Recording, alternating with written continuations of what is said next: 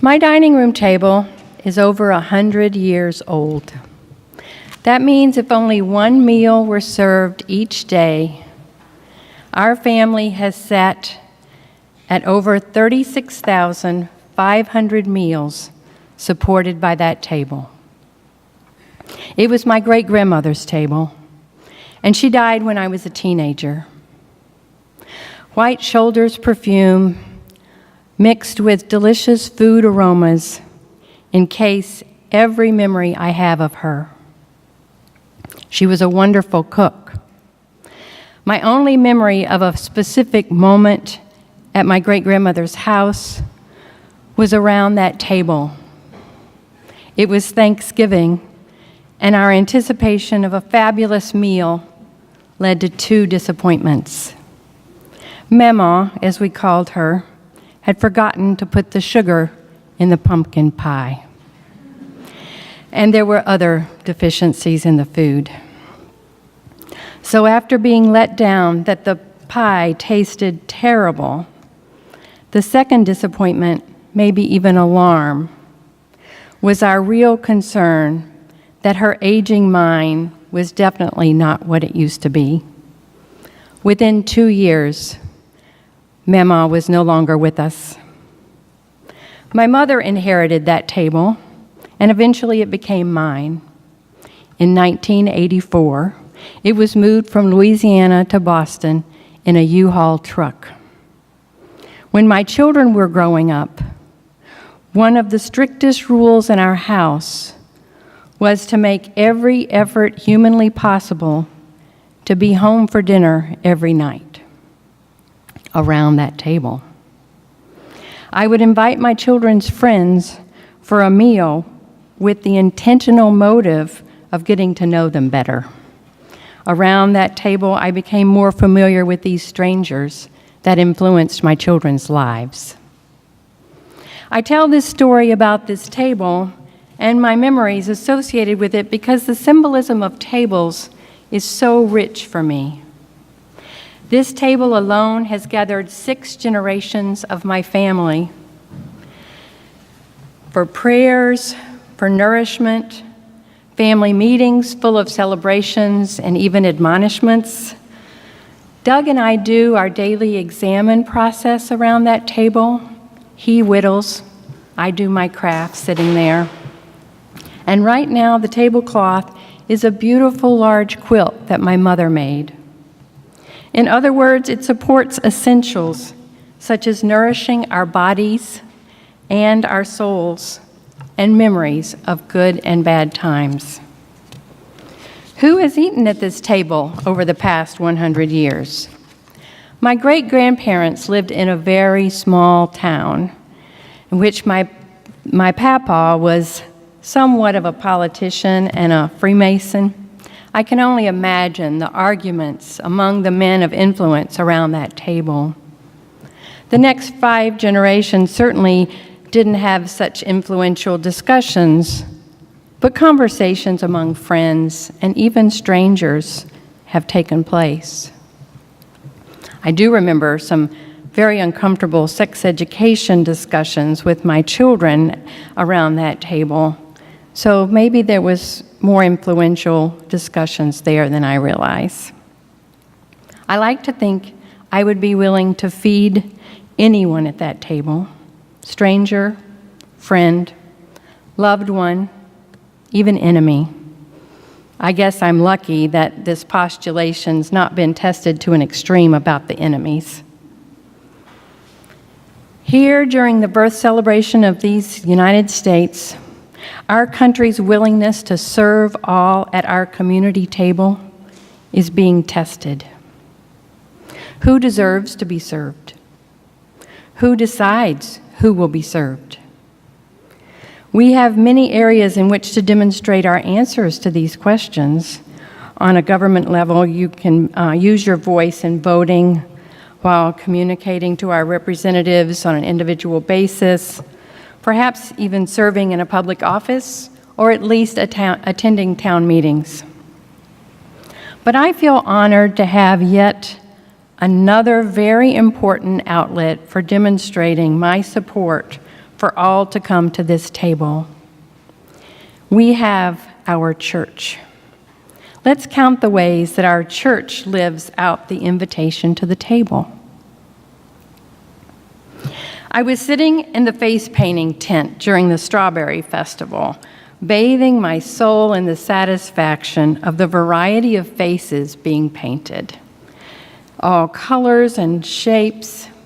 And Sheila, the hired face painter, was being paid, but the joy in her voice when she received a smile from every child that peeked in that mirror at the artwork on their cheeks was much more gratifying to her than that paycheck. The high spirits during the festival was just partial evidence of the time, effort, and love that goes into that production. It's not only just to enrich our monetary coffers, but to truly invite our extended community to share in the spirit of the day. It is our open invitation to our joyful table. Each week, Pastor John opens our service with the warmest, most sincere welcome I have ever heard from a minister. His open heart extends out as an invitation for all to worship at our sacred table. Then later in the service, Pastor John opens the floor to prayer requests. Most often, they're requests for our loved ones, but I do remember requests for prayers for our enemies. This is truly an open table. This church facility includes classrooms which house a preschool for young children to learn our values. This faith-based facility opens its doors to families of all faiths and teaches love and nourishment to these young souls. Our doors are also open to other faiths to share our facility in their ways of worship. The Good Shepherd Baptist and the Congregation Beth Salome of the Blue Hills have prayed, preached, celebrated, and cried within these walls. This is an open table.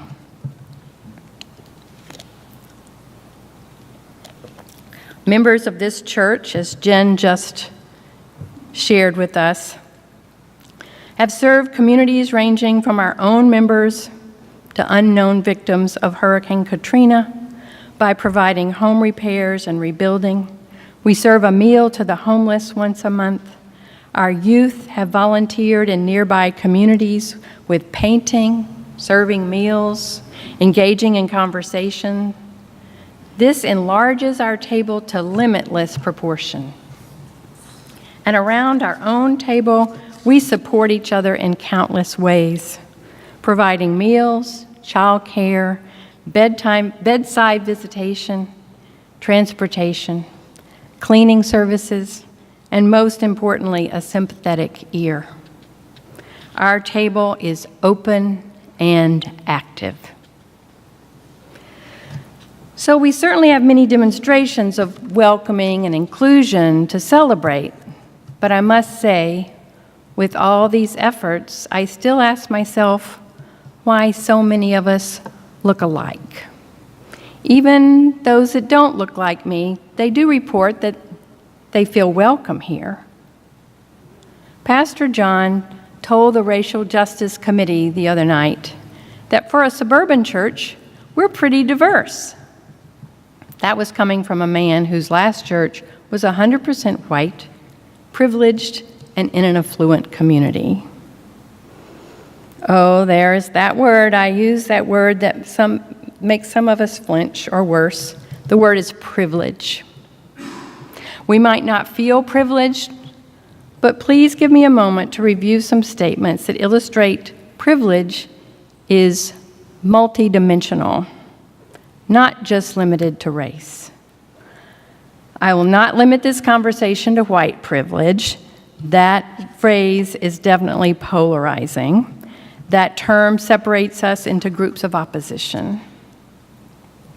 First, let's look at the definition of privilege as being access or enjoying rights or advantages simply by membership of a particular group or identity.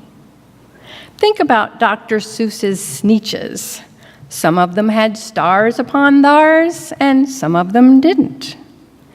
These rights or advantages are often unearned. As a woman, I can be affectionate in public with another woman and not be accused of being a lesbian. But can two men walk with their arms around each other and not raise eyebrows? So expanding beyond a single characteristic, such as race, allows us to see the multidimensionality of privilege. In the 50s, my mother had privileges of being white, able-bodied, cisgendered, heterosexual, and Protestant in her community. But her career choices were limited because of her gender. My father's friend was a closeted homosexual male, but he had a successful career of his choice. I have some statements to read out to you from a privilege walk. Yes, it's an exercise called a privilege walk. The participants in this exercise are to line up shoulder to shoulder to start, and then compare where they are positioned after responding to these statements. An example of this statement would be, if your primary ethnic identity is American, take one step forward. Another statement, if your ancestors were forced to come to the USA not by choice, take one step back. I won't read all 35 of the statements, but I do have them available if you're interested. Speak to me afterwards. But here is what we can do right now. Imagine your right hand is keeping count of your forward steps, and your left hand the backward steps. And if you have a neutral response, you do not count anything, just as if you were in the walk and you were not going to take a step. So right hand counts forward, left hand counts backwards, and if you want to keep your answers personal to yourself, you just cross your arms. And you can keep your own count. It's not a test. You can choose to keep track and you'll end up with your own unique count. Here we go for a few of them. Repeating the first statement. If your primary ethnic identity is American, take one step forward. If your ancestors were forced to come to the USA not by choice, take one step back. If you were ever called names because of your race, class, ethnicity, gender, or sexual orientation, take one step back. If there were people of color who worked in your household as paid servants, such as gardeners, housekeepers, take one step forward. If you were ever ashamed or embarrassed of your clothes, house, car, etc., take one step back. If your parents were professionals, such as doctors or lawyers, take one step forward. If you were raised in an area where there was prostitution, drug activity, take one step back. If you ever tried to change your appearance, mannerisms, or behavior to avoid being judged or ridiculed, take one step back.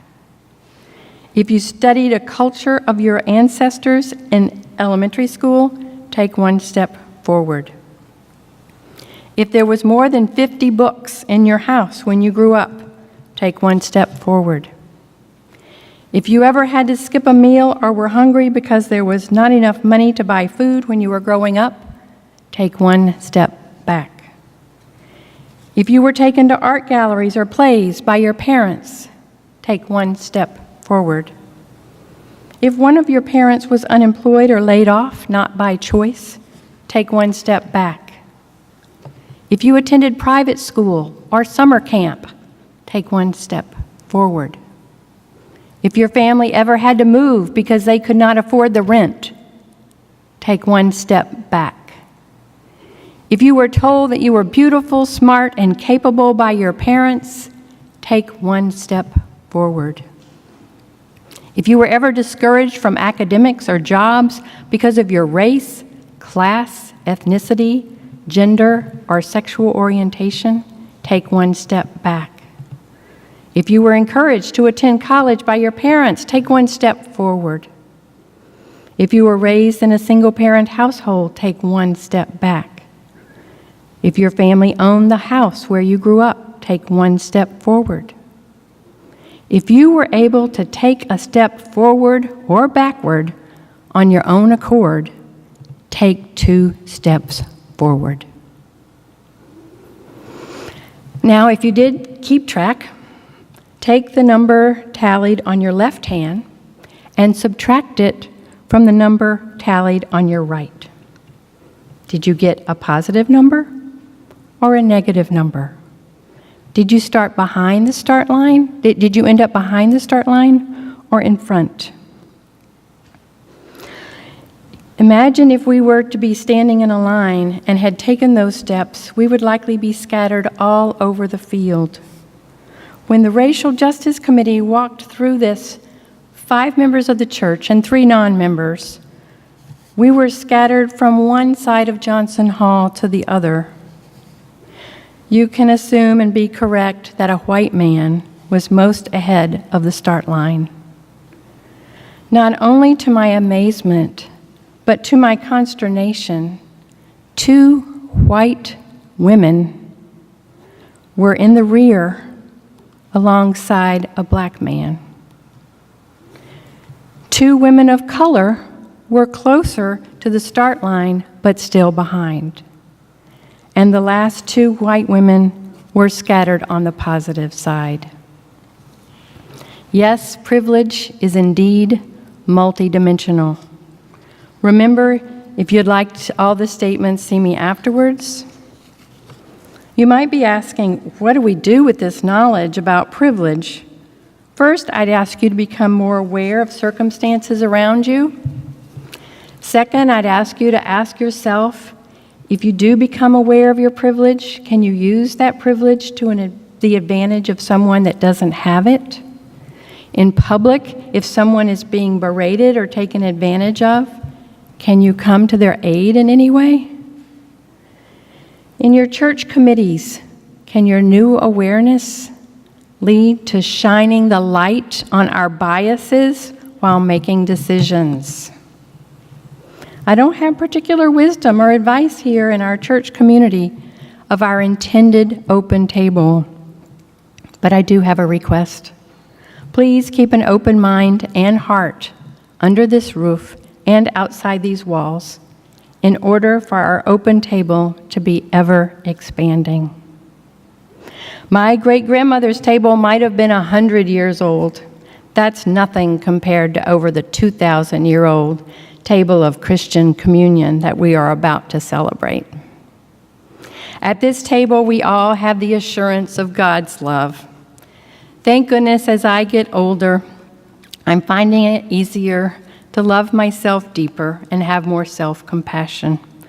One avenue I've taken to attain that love is just realizing how deeply God loves me with all that abundant grace that He pours on us constantly and unconditionally.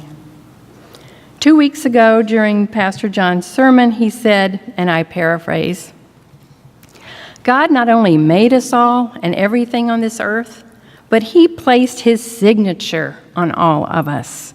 He is so proud of each one of us. He signed us like an artist would a masterpiece. That statement went straight to my heart and helped me feel God's love deeper than ever before. The thing that gets me is that we can feel that love all the time if we didn't have all these filters blocking our awareness.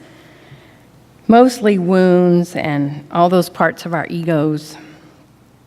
My visualization that clarifies the blocking of God's love is to imagine standing under a gentle but steady waterfall. The water is God's love. But I have an umbrella called my ego, and sometimes that umbrella is huge, like the one over my deck table. And sometimes it's the size of a small child's umbrella.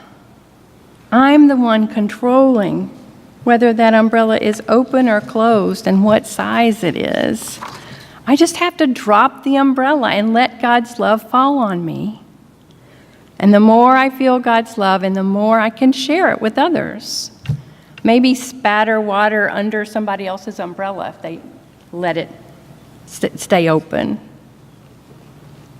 So with all this symbolism and imagination, I guess I have us sitting at a table, a large table, ever growing, and the table sits under a waterfall with a huge umbrella, and some of us choose to sit under the umbrella, and others choose to sit in the gentle flow of God's love.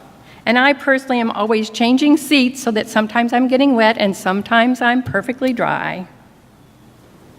Where are you in that waterfall? Good morning. It's really great to see a lot of my old friends and hopefully my new friends coming. For those of you that don't know, I'm back after probably about a year, maybe even longer. I had both of my hips replaced as well as other health challenges I've dealt with. So I haven't really been around, definitely for a year, maybe even not even that often, the couple of years before. But what I wanted to say was thank you. I had a difficult road, and the morning of my second hip surgery was, strangely enough, probably the most stressful. You'd think after everything, you've already had one done, it was fine, why are you even nervous? I was. And so I'm sitting there waiting, to get called back to pre-op, and my mother looked at me, she goes, "Oh yeah, there was something in the mailbox for you."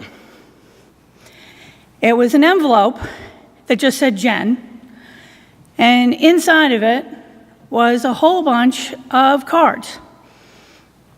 And they were all, "Get well, we miss you," cards from members of the congregation. A couple of them were good friends, people I knew real well. A few were people that I knew, to say hi to all the time. And a few were from people I'm pretty sure I've never met. But it was just, I don't even have a word for what it was. I'm trying to find it. There wasn't one. To feel the love that came out of that envelope, that came from this congregation, it was so strong, so powerful. It touched both myself and both my parents who were waiting with me. And I felt very much as though I was going back into that operating room with an entire army of this congregation behind me. And I don't think there could be a better expression of what God's love is supposed to be. So I'm now back, I'm walking. As you see, I made it up the steps. Hopefully I'll make it down. Thank you for being so amazing. And I'm really looking forward to being an active part and paying forward all of the love that was shown to me.